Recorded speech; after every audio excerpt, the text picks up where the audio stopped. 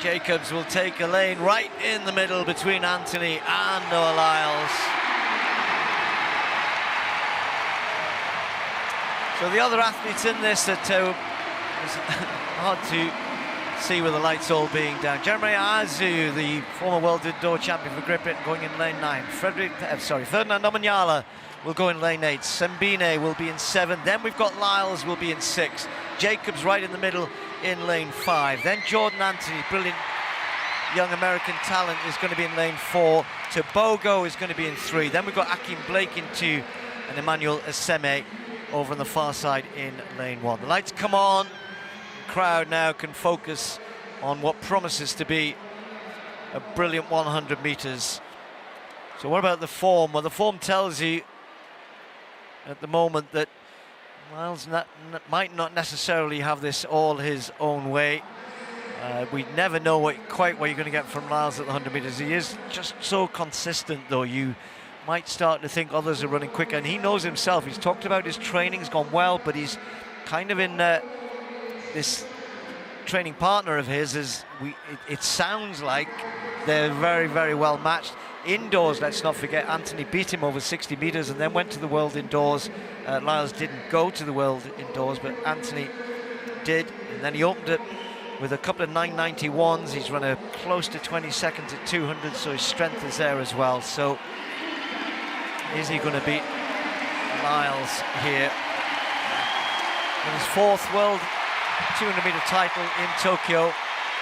And the crowd, the expectation for Jacobs, I do feel sorry for him at times. He's unbelievable performance at the Olympic Games, World Champs, and he bounced back pretty well, didn't he? Even in Paris, a lot of people would have completely written him off, got into the top 5 there. He started the season with a 10.01 clocking, although that was with a pretty good following win, plus 2.7 in Sirona. So not easy to see him getting amongst it here, but he's been given a middle lane.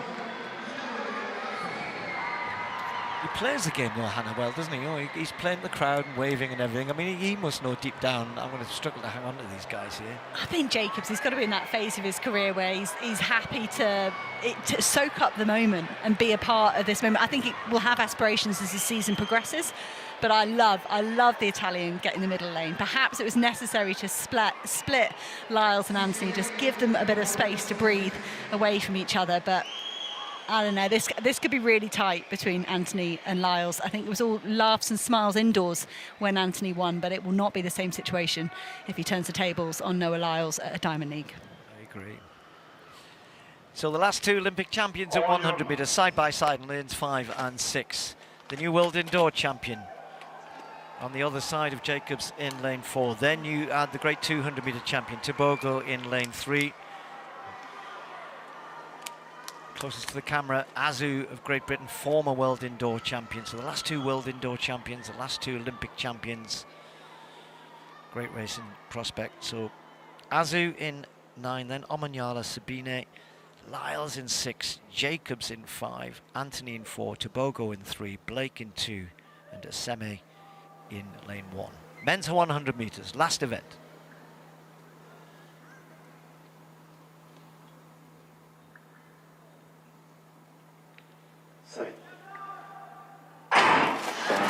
Jacobs got a good start, not because Anthony. No, Anthony's absolutely flying, and Anthony's got this at the moment. Jacobs trying to get there, but here comes Lyles. Lyles is charging, and Lyles gets it!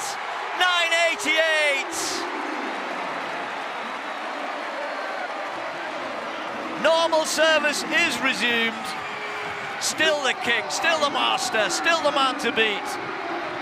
Still the best in his training group, most importantly. That young man will get better, that young man will improve, but still got a lot to learn. Jacobs got out well, you have to say he performed pretty well. It was others who've ended up getting 2nd and 3rd, and Aseme and Tobogo all ran through the others after Anthony and Jacobs had got out well. But 9:88, that's a pretty good marker, isn't it, for Noah Lyles? I was looking for him and I was going to kind of go, Lyles is coming, but he wasn't, and then all of a sudden he was. That's what he does in the 100, isn't it? Yeah, but he had a good enough start, but Hannah, once he got really moving, that last 30 metres, so impressive.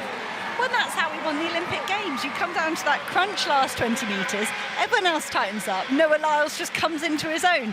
And I think that is his game plan, isn't it? Get a good enough start, be close enough, and then know that you're going to be able to withstand that pressure. And Anthony